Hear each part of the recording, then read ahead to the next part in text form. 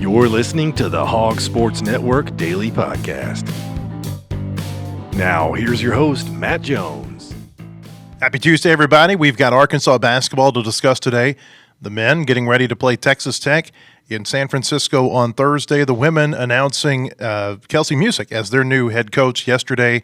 Ethan Westerman was there to talk with her. We'll play some sound bites from that today on the show. We're going to end the show with Mark Etheridge from D1Baseball.com. He was in Fayetteville on Sunday to watch that game against South Carolina. We'll get his thoughts on the Razorbacks and the SEC. We start with men's basketball, though. The Razorbacks going to play Texas Tech Thursday night, a 9:09 Central Time tip-off. It'll be 7:09 there in the Bay Area. I was at a birthday party for my wife's stepdad yesterday, and I told Nana what time the game was going to start. I said, because she's a big basketball fan, I said 9:09. She goes, at night?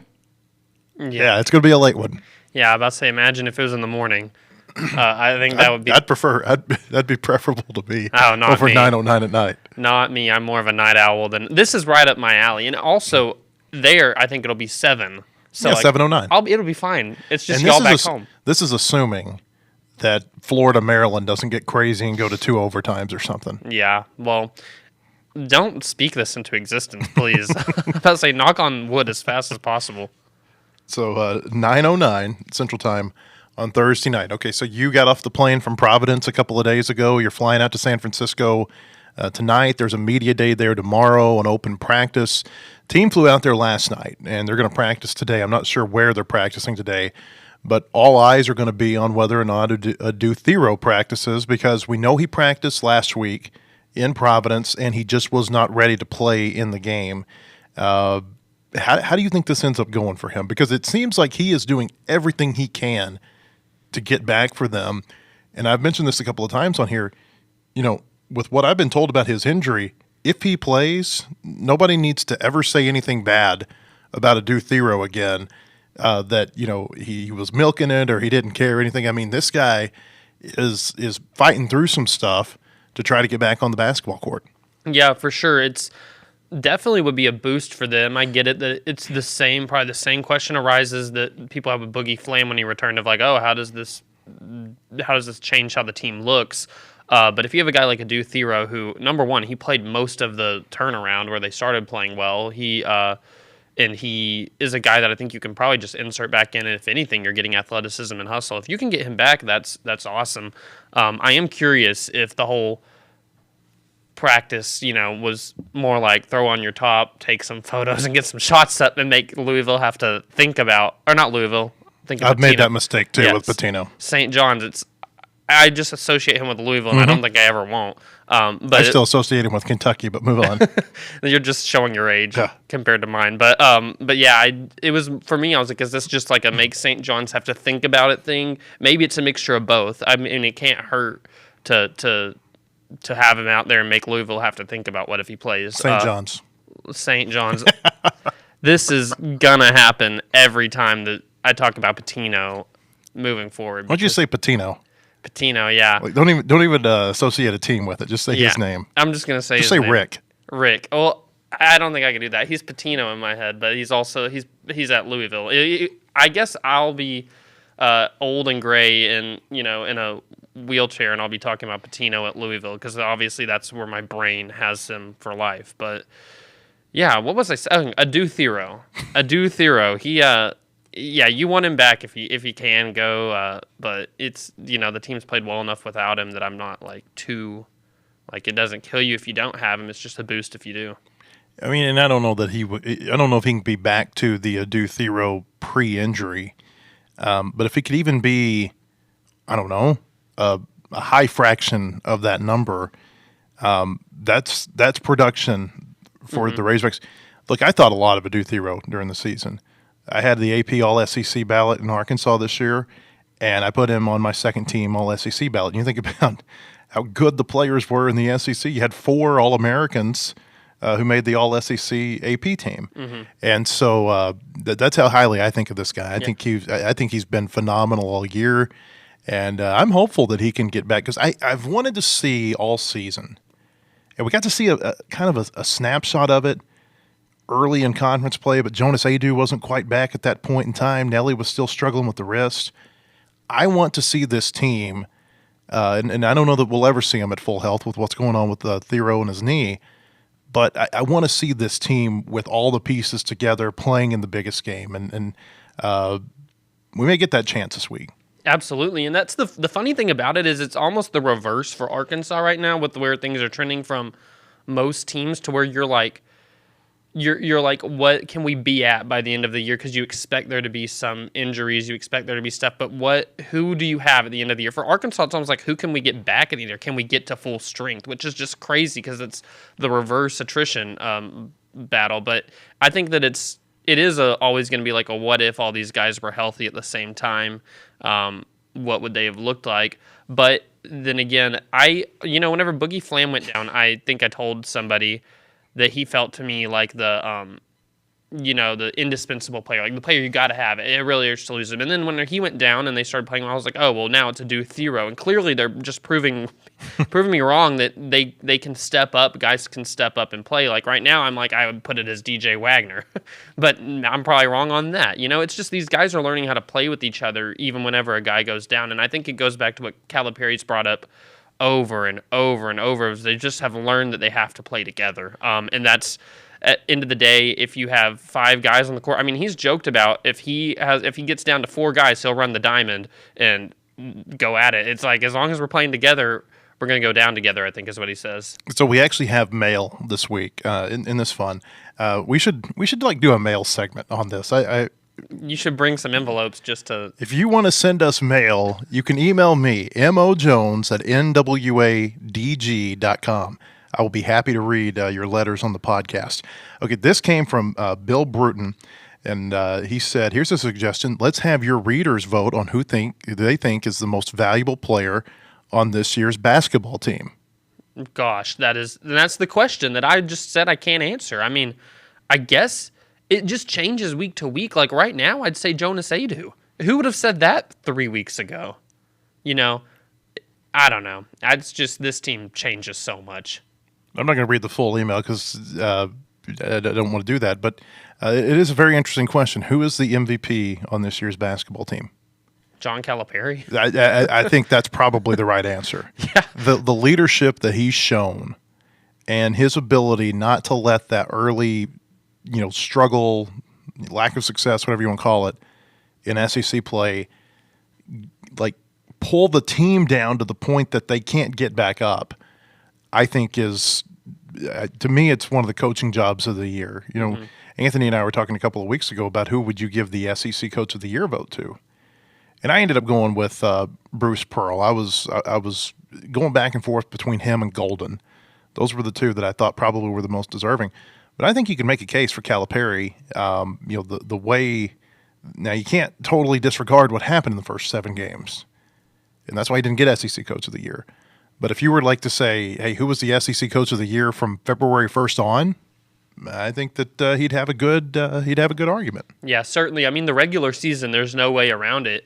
Sir, if you look at the regular season, what Arkansas did and the talent had, it was a disappointment. But they did get in, and that's all that really matters is how you're playing at the end of the year. And I would love to rewind the tape of our podcasts in January just to see like what the mood was, and just imagine then talking about what we're talking now. I think I was like, man, they got to figure it out at some point, and got to hope they get in, because if you want to play your best in March. But I mean, I was saying that with a tongue in cheek, as far as like, yeah, prove to me that this team can do that. The week that they lost to LSU and Missouri, I was not wanting to come in here and talk about basketball. Yeah.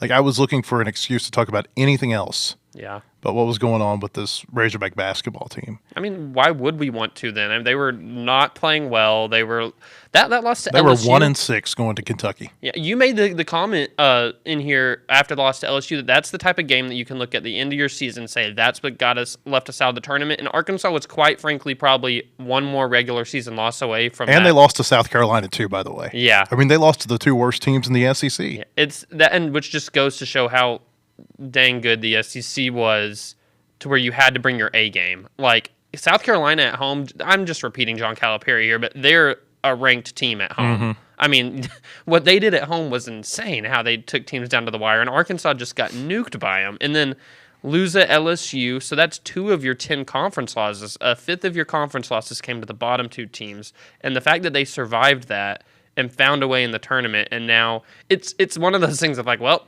once you let them in, it's like that was the key is don't let them in if you're not wanting to see Arkansas go far because they're playing well right now. If you're John Calipari, I think your thought process is your team is playing really well right now. It's just, do we have enough left in the tank to not run into that dud again? Because the moment they run into a dud, you can't run into a dud at this stage.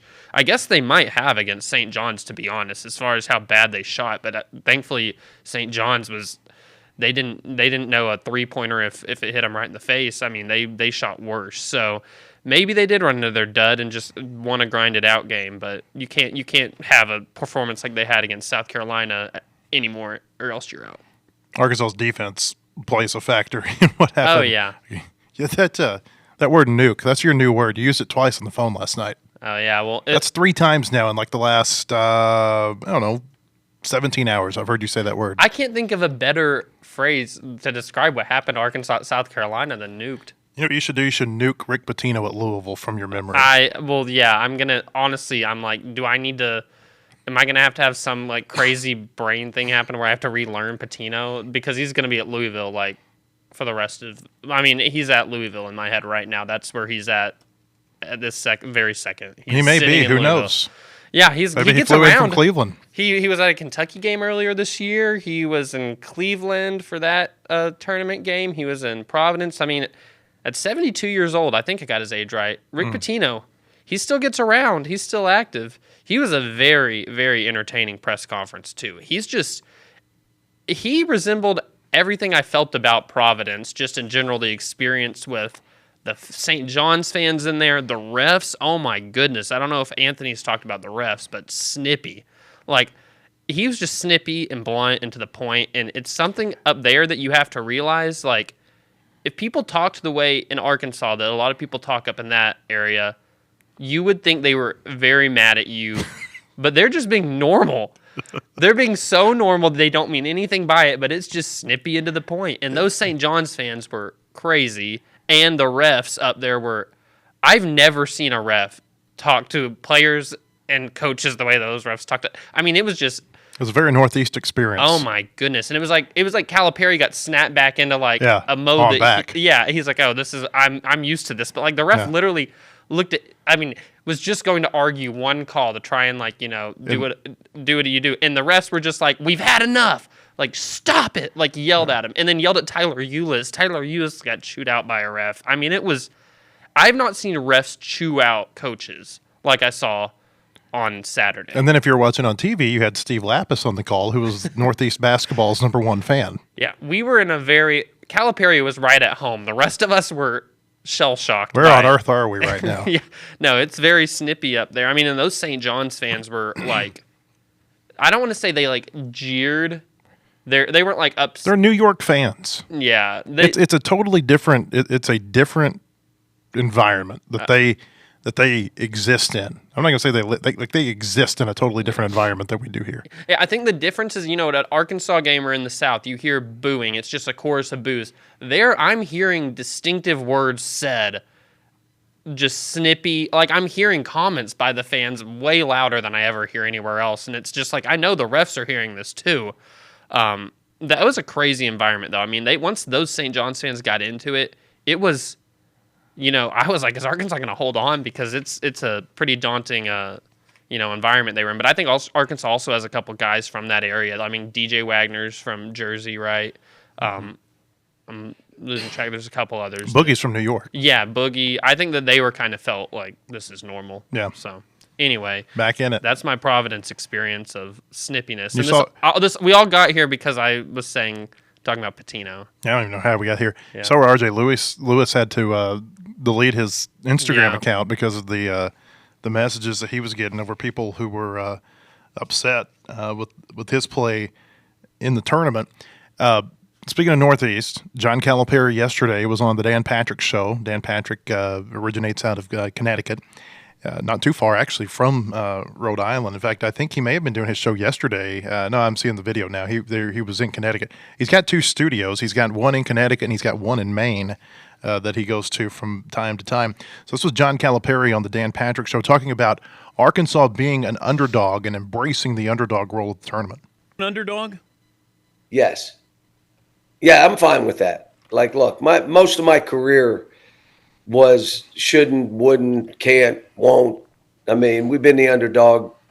You remember UMass. You came up and did some games. You went on the court, shot air balls, and, some of the stuff there. And the Memphis, the same thing. And, we had a pretty good run at Kentucky. And there was that 8-9 year period where, we were the one. But, most of my career, I've been that. And so I'm fine in that role. I'm comfortable in the role. I'm just trying to make sure my team is comfortable in that role. Yeah, I was going to ask you, are you telling them it's nobody believed in us against the world? No? None of that? No, I'm just saying we're the underdog. Okay. And every time they play in those kind of games, they play well. I think, look, we're at that point in the year. The whole thing is, how do I get them to have that mindset that we had against St. John's? Because, look, there's 2 things happened. We went 2 for 19 from the 3 and gave up 28 offensive rebounds, but still won. We played to win. Don't matter what happens. Doesn't matter they got a rebound. Just keep playing. And we keep them in that attitude and that mindset. It doesn't mean you're going to win, but it gives you a good chance to win. I feel like Calipari has gone back to his roots, and he is really loving being, like he says, in that underdog role. He's back to the UMass Cal, the guy who was building UMass from nothing into a program that everybody had to take seriously. And I'm not saying Arkansas was nothing when he came in, because that's not the case. But it's not Kentucky. It's not the glitz and glamour and everything that he's experienced over the last 15, 20 years when he was, the it coach and the coach with all the eyes on him. He still is that to a certain extent, but now he's kind of, brought himself back down to earth a little bit, I think, from that high horse that he was on at Kentucky, and I think he's loving it. I think it's bringing out the best version of himself as a coach. I mean, he's gone from his team was being hunted to now he gets to be the hunter, and I think that he loves that. I think that he's going out there and he loves the fact that everybody's counting him out.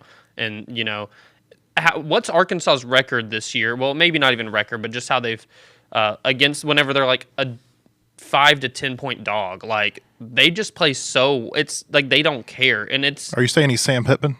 I'm saying he's Sam Pittman. Sam Pittman will cover. This guy sometimes, he sometimes wins outright. I mean, think about when they went to Kentucky, what type of underdog they were against Kansas, against St. John's. They were, I think, 4 to 5 points. They were an underdog at Texas. I'm sure they were at Vanderbilt. It's just they've performed well in that role, and I think that he just, more than anything, is liking getting to be back in that hunter mode, to where it's like, how do we get these guys to come and play against a team that has had a better season than us, that is going to be favored against us, and that people are frankly kind of ruling his team out. He loves that. I think that it's one of those things that's funny now, because Arkansas is going to continue. I think every game that they win in this tournament, they will likely be an underdog. I mean, they're the lowest seed, who I just don't see them being favored in any game against any theoretical team. So I'm interested to see how long it takes people to pick up. I mean, maybe they get bounced this next game. Maybe they don't. But this is a team that has a 10 seed by its name, but has the talent of a lot of teams that were higher seeded. It's fine. They're going to be an underdog, but they just feel to me like, if you look at the team that's played since February to now, this is not a 10 seed. This is a team that got in that, that was the main thing, is just get in.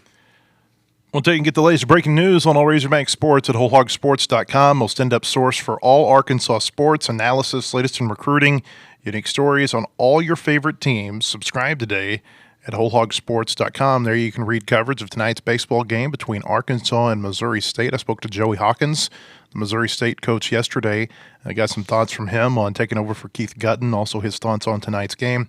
Also spoke to Nate Thompson yesterday, Arkansas's hitting coach, about this great start Arkansas is off to in baseball, especially their lineup. You can read all that right now at wholehogsports.com. Of course, we're going to talk with Mark Etheridge from D1Baseball a little bit later in the show. You can find our podcast on Apple by searching Whole Hog Sports. You can find a video version on YouTube. Search Whole Hog Sports there, and we post the video version each day to our social media pages on Twitter and Facebook with the username Whole Hog Sports. When we come back, Kelsi Musick was introduced as Arkansas's new head coach for women's basketball yesterday.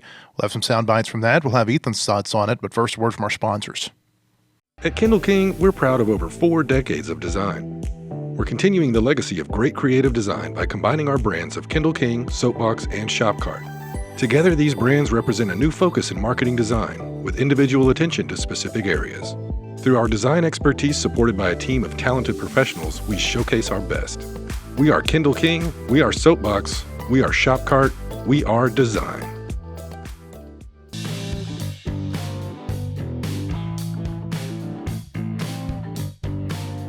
Hey, welcome back. I want to tell you about our friends at Bentonville Glass. Committed, professional, versatile. They've been serving their community since 1971.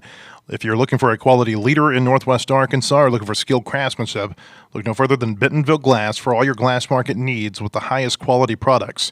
You can come by and see them now at 507 South Main in Bentonville or online at bentonvilleglass.com. Kelsi Musick announced as Arkansas's new women's basketball coach, the 10th women's basketball coach in Arkansas history yesterday.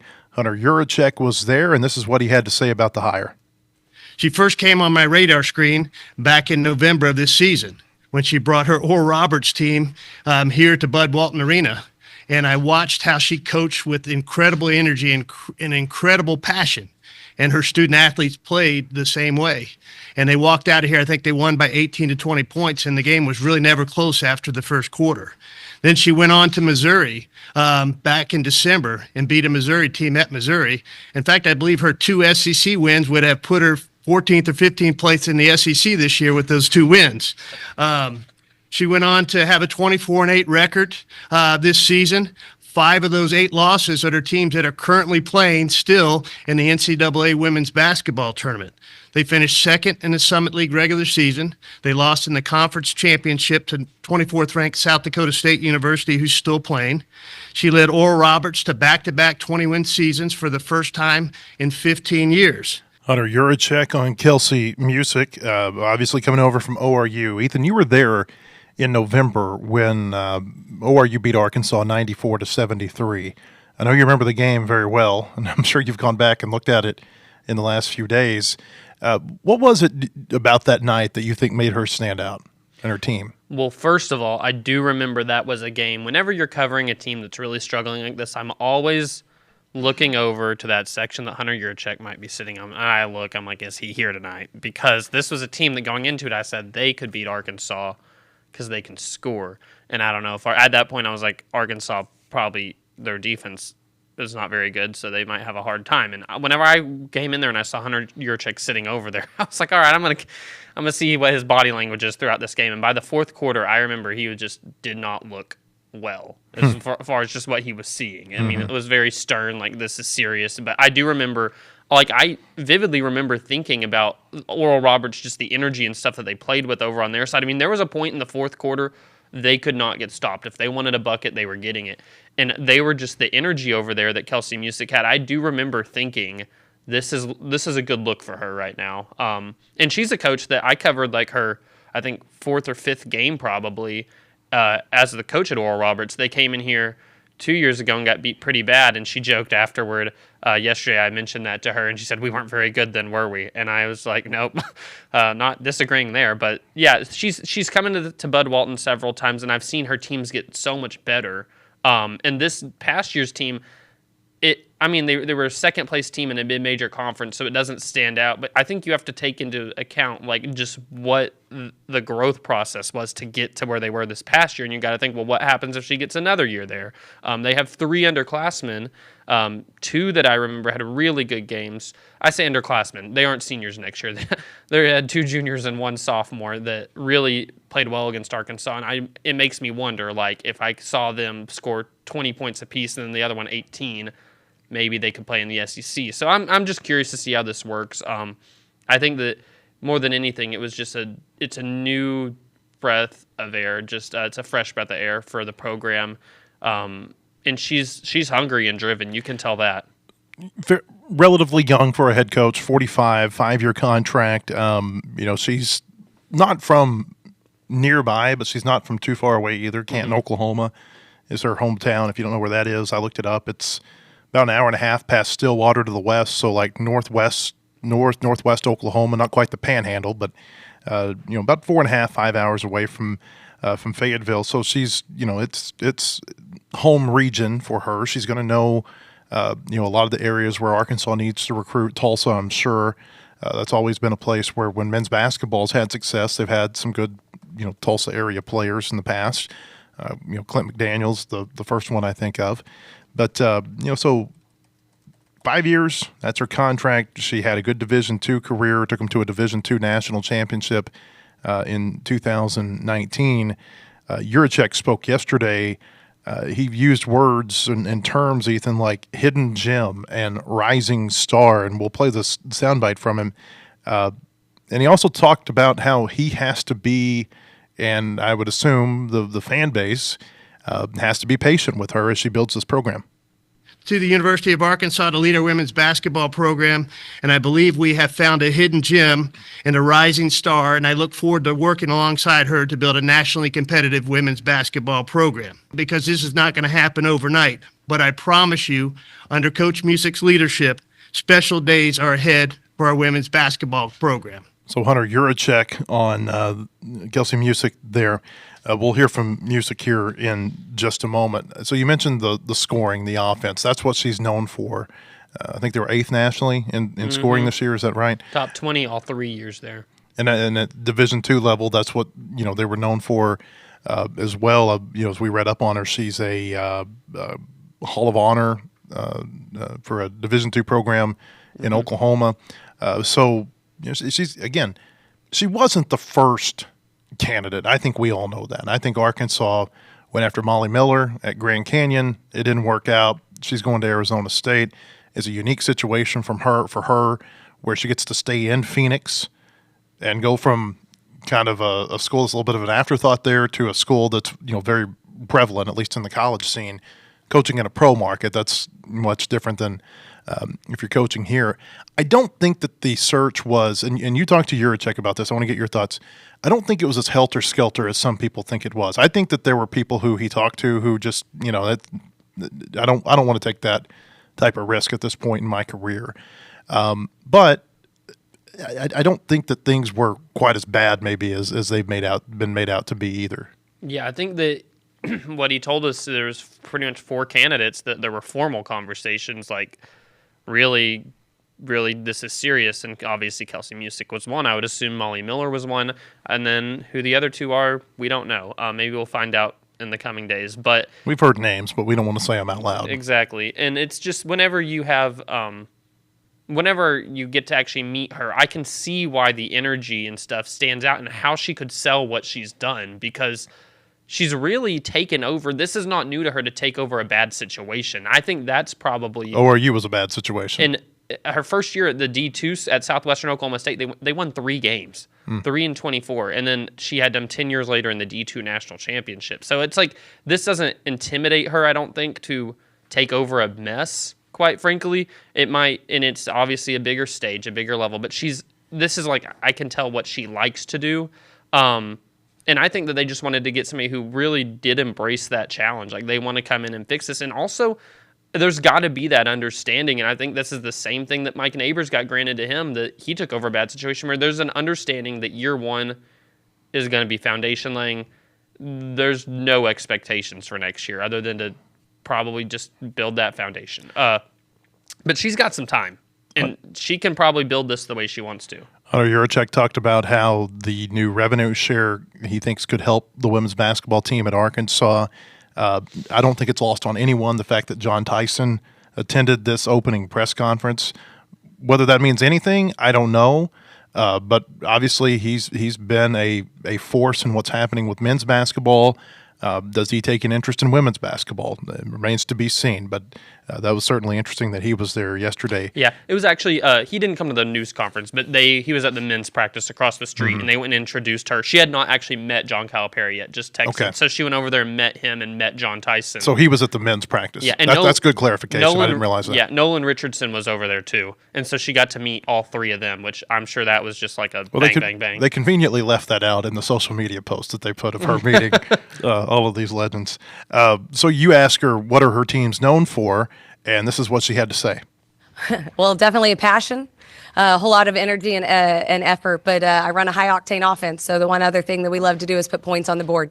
We're not going to play slow. We're going to play fast. We're going to get up and down and force the issue on the offensive end, and then you got to get back and you got to guard. But definitely that energy, that level of passion, and that effort, and to perform at the highest level. That's extremely important, but I'm definitely known for my high-octane offense, and that'll definitely be taking place here.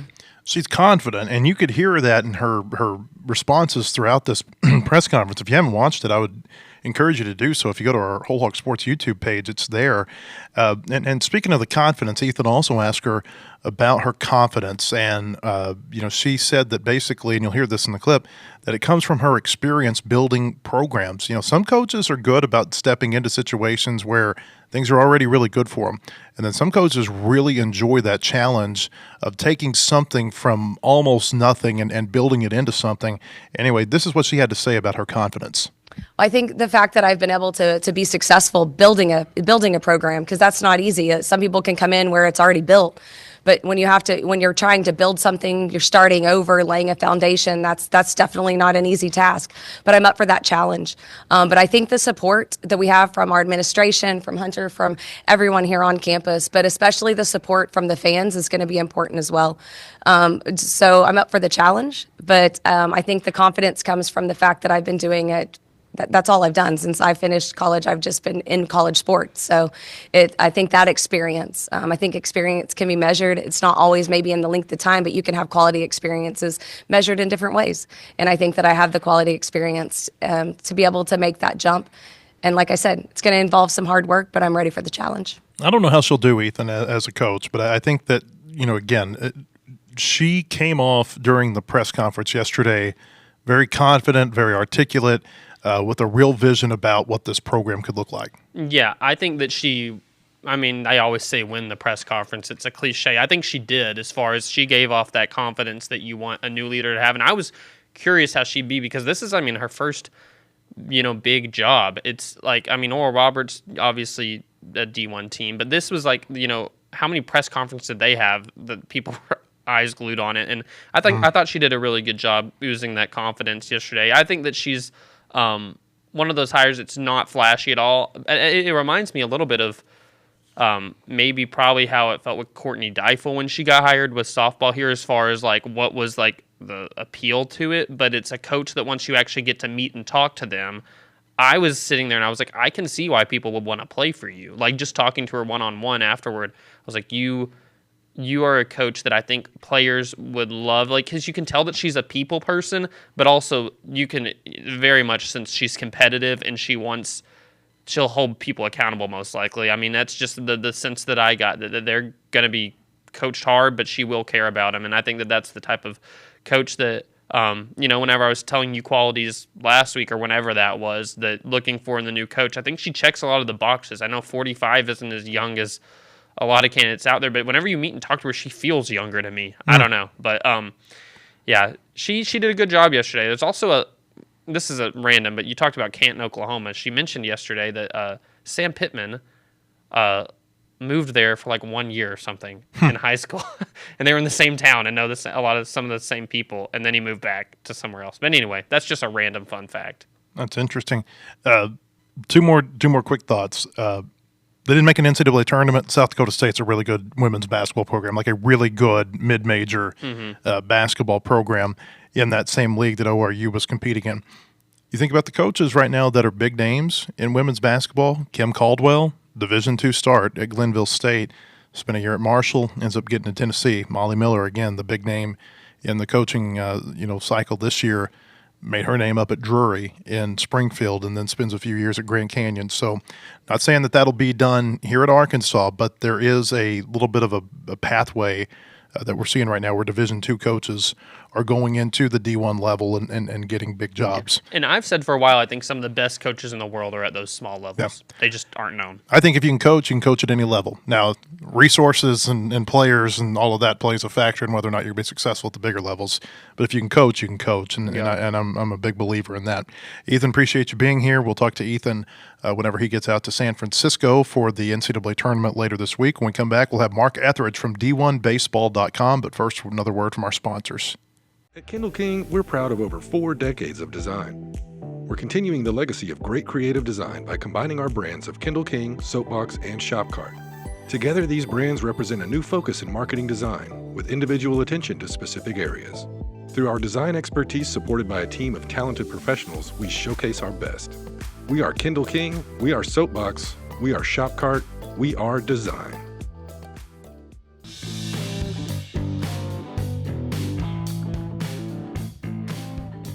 Hey, welcome back. Arkansas baseball back in action tonight. It's going to be a 6 o'clock first pitch over at Baum-Walker Stadium. Razorbacks taking on Missouri State. The Bears 10-12 overall, but they are 3-0 in the Missouri Valley Conference. Swept Bradley over the weekend up at Hammonds Field in Springfield. This will be the first of 2 matchups between Arkansas and Missouri State this year.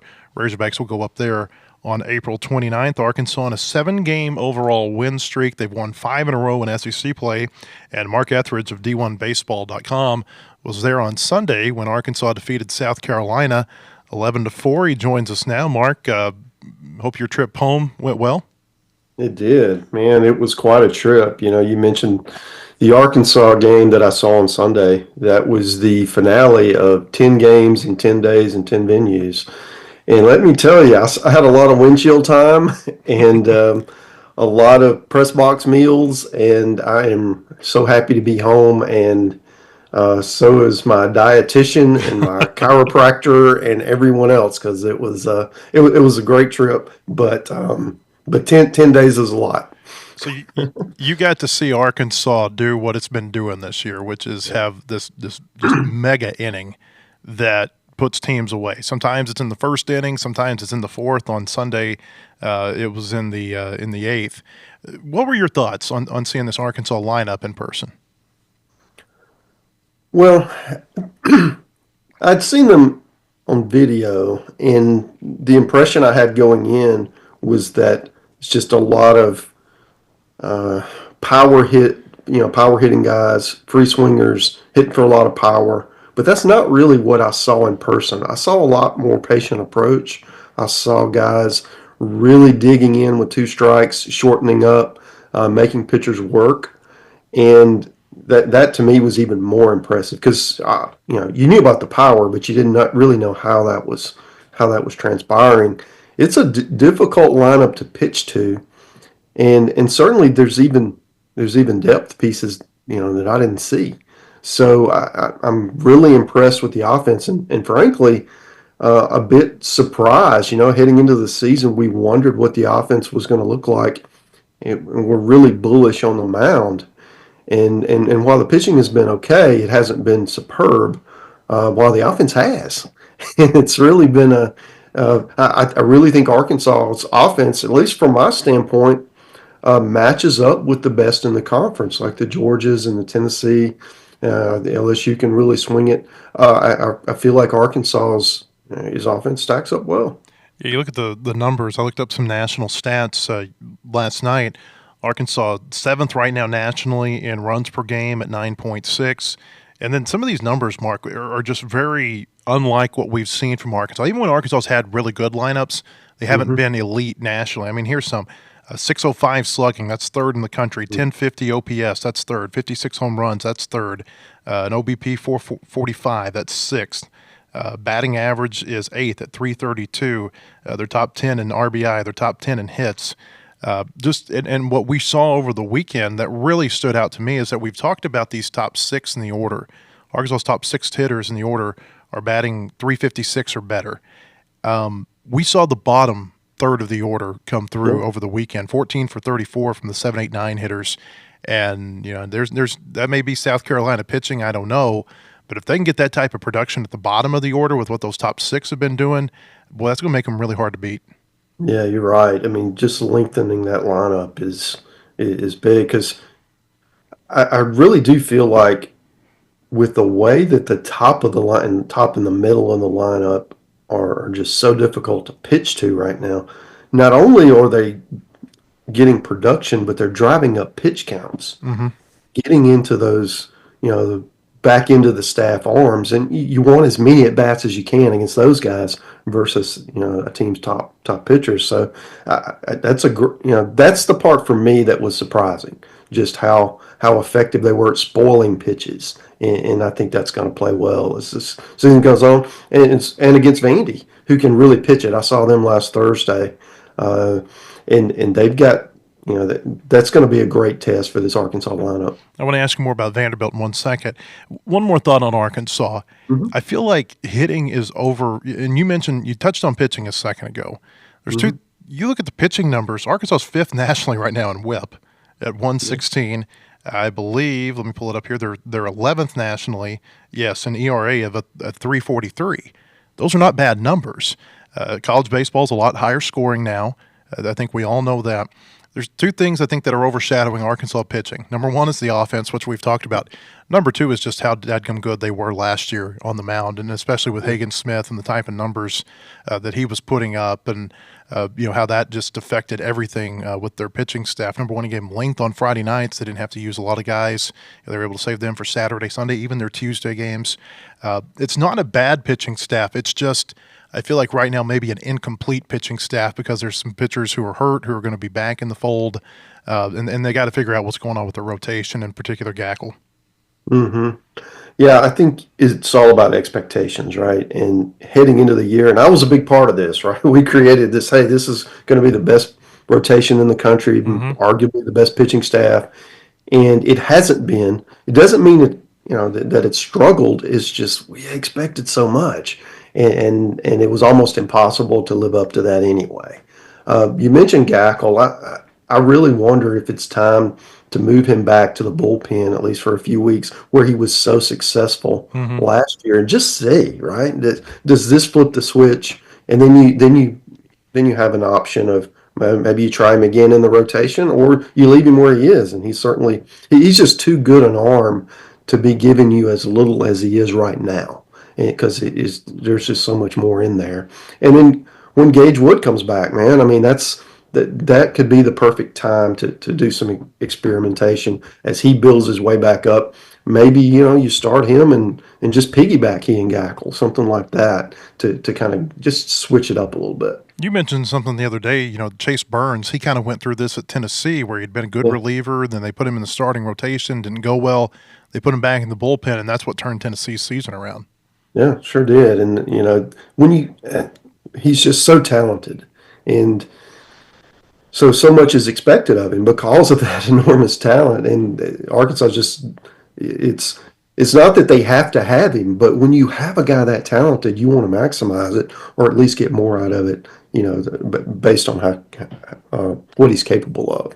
Yeah, I think the other part of this is, what about Fisher? What about Jimenez? Those guys can really, they give you some options to come in and where you don't have to have Gackle. A lot of teams are searching for 3 weekend guys. Arkansas, they've got some options. They can plug some people in. So, it's a luxury. And that's going to allow them to continue to persevere until some of the guys get rolling like you want them to be. Vanderbilt plays Eastern Kentucky tonight over at Hawkins Field in Nashville. Commodores are 19-5 overall. They're 4-2 in the SEC. They lost their first SEC series to Auburn. Then they went to, college. A&M came to Nashville last week, and Vanderbilt swept Texas A&M. One thing that stands out to me, Vanderbilt undefeated at home this year, and of course we've seen just how good they play on that turf. It's such a unique experience playing them there in Nashville. This Vanderbilt team, is it your typical Tim Corbin team? Does it look different? I think in a way it is. They're not overly physical. They do have some physicality, but they made some changes on their coaching staff this year. So there's some nuances that they're a little bit different. I think they, it felt like for me last year they had like 6 second basemen in the lineup, and they all should be hitting 2-hole, right? And I felt like this year there's more versatility, more flexibility. Brody Johnston is a kid to watch. He's a freshman. He was injured early in the year, so his numbers aren't what they could be, but he's a future star. I mean, he's the next one at Vandy, so keep an eye on him. One interesting thing to me is the guy I saw Thursday night. His name's Connor Fennell. He's a transfer from Dayton. He had only pitched 5 2/3 innings all year. They roll him out there to start against the preseason #1 team at A&M. His fastball's like 86 to 88, and he's got a really good change that's around 80, and then he's got this really slow slider that's like 70 to 72 miles an hour, and he's getting whiff after whiff. He struck out 7 of the batters first time through the lineup, 7 out of 9, and when you're doing that with the low 70s, you just don't see that. So it's going to be really fascinating, to see this really talented, productive Arkansas lineup when they face a guy like this that you just don't see. Maybe you see it with some of the lower teams in the sport, got kind of out of necessity. But this is Vanderbilt, man. They've got other options, and they chose him, and he was good. And that to me is it's fun to watch those guys just because they're, the novelty of it.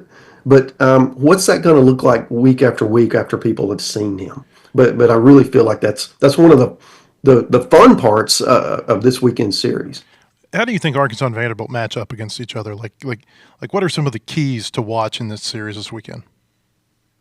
I would say Arkansas has so much more power.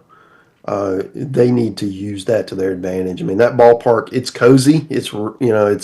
There's no foul territory. The big green monster in left field, and depending on the weather, it can play small or it can play big, depending on the conditions. But that's Arkansas's advantage. Just that offense is so much better. I think pitching wise, Vanderbilt matches up pretty well. I do think that they've got enough to give Arkansas problems. The question is, Arkansas on the mound, are the Hogs able to just pound the zone and not give Vandy anything cheap? Because if you make them earn it, I feel like you got a pretty good chance on them because they're just not as physical. Arkansas, of course, playing really good defensively, and I always feel like that's really important against Vanderbilt with some of the things they do, putting runners in motion, bunting. They're one of the best teams at moving base runners in the SEC. So you mentioned A&M, 0-6 now in the SEC. Like, what do you think has gone wrong there this year? Well, to start with, they were not as good as we made them out to be in the preseason. They were the quote super team, and I think we made them out to be more than they were. So they've got these high expectations. It's a new coach who was an assistant last year, and now he's in the big chair, and it's a different role. It's a different job, and it's been a lot to manage. I would say the other part of this is the team that we evaluated heading into the season is not this team. Okay, without Gavin Grahovic, without Caden Sorrell, they're getting nothing out of the catcher position. They've got really 3 spots in the lineup that are almost automatic outs right now. And when you think about how good this lineup was supposed to be, we thought this would be this team would do what Georgia's doing, what Tennessee's doing, and frankly what Arkansas's doing. And they're not, because with Laviolette in the middle of the lineup, and he's had his moments, but you don't have to pitch to him. You can make him chase, and I feel like that's, I mean, that's really where I see it. It's offensively, pitching wise, they've been fine, better than fine in their starting role. The bullpen's been good enough. Defensively, they've been a train wreck. I mean, it's just there's so many things that you can point to, but still, there's enough talent that if they get some of these guys to figure it out offensively, they're going to be so dangerous, and they could beat anybody. I know Florida's played two really good teams in the SEC. They started with Tennessee up there, and Georgia came to their ballpark, but they're 0-6 in the SEC, and this is another team, kind of like A&M, that there were great expectations for this team. Just looking at the stats, the thing that jumps out to me about Florida was that I think a lot of people thought that this was going to be a pretty good pitching staff for them this year, and you look at their numbers, and again, they're playing elite offensive teams. I understand that, but like at Georgia over the weekend, they lost 8-7, 17-2, 15-4 in 7 innings. Those are, I would think for Florida, those are pretty alarming numbers that they're putting up on the mound. Yeah, it has to be. I mean, last weekend they played without Liam Peterson, their best pitcher, without Pierce Coppola, their second best pitcher. So you take the first two out of anybody against Georgia, and you're going to have trouble. However, those two weren't going to pitch every inning last weekend. It's a 3-game set. So those other guys who had opportunities just didn't get it done. And Aiden King, who's one of the best freshman pitchers in the country, got moved into a Friday role and kind of got rocked around a little bit for the first time this year. I do think that if they get Peterson back, which the hope is he will return this week, if they get Coppola back, which the hope is he will return sometime in the next month, and then you got King, who's really, I mean, as I said before, the sky's the limit. He's the next great Florida pitcher.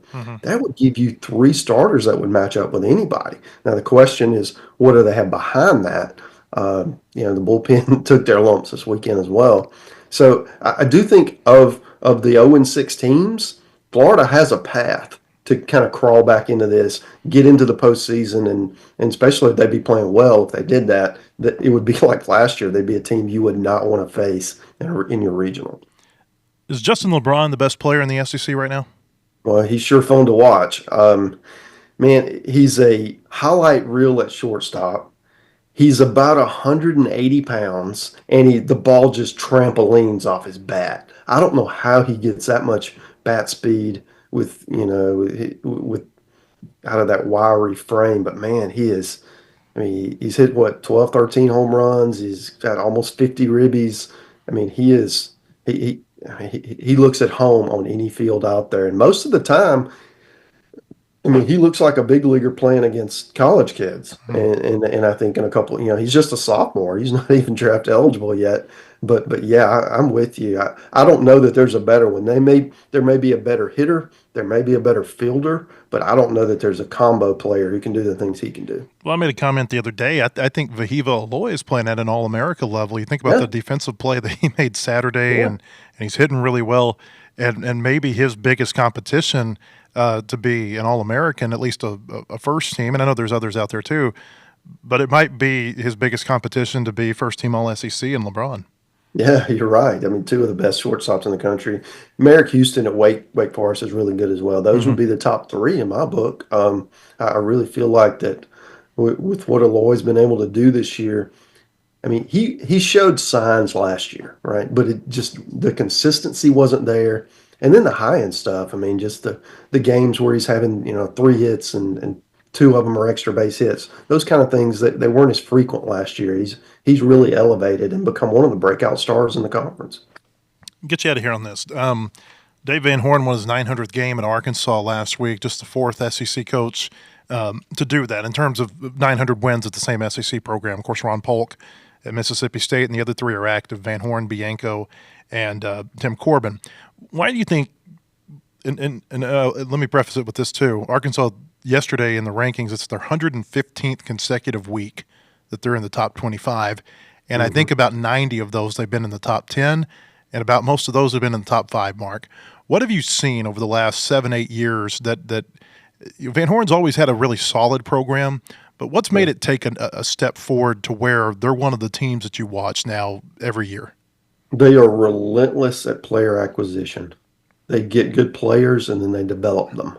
And in order to do that, You need to have something good to sell, which obviously Arkansas has a great program, great ballpark, great fan base, and a winning tradition. But then maintaining that with the consistency of having that process in place. You know exactly what Arkansas is going to look like. They're going to be fundamentally sound. They're going to take care of the baseball. They're going to have a great pitching staff, throw strikes, and typically they're going to have an offense that battles. And that's what they continue to do year after year. And then Dave's been able to pull the right cards out occasionally, right? He's a really good in-game coach, and because of that, he's seen enough baseball to know what works and what doesn't. And at this point, you have to put him up at the top of the best coaches in the SEC, and therefore the best coaches in the country. Mark, appreciate your time. It was good seeing you on Sunday, and hopefully we'll see you a little bit down the road. Yeah, absolutely. Enjoyed it, man. All right, thank you. Mark Etheridge from D1Baseball.com. We appreciate you all being with us today on our podcast. We'll be back with another one tomorrow. We'll talk to Anthony and Ethan from San Francisco, where Arkansas is getting ready to play Texas Tech at the NCAA tournament. Hope we see you at our website, wholehogsports.com. Have a great day, everybody.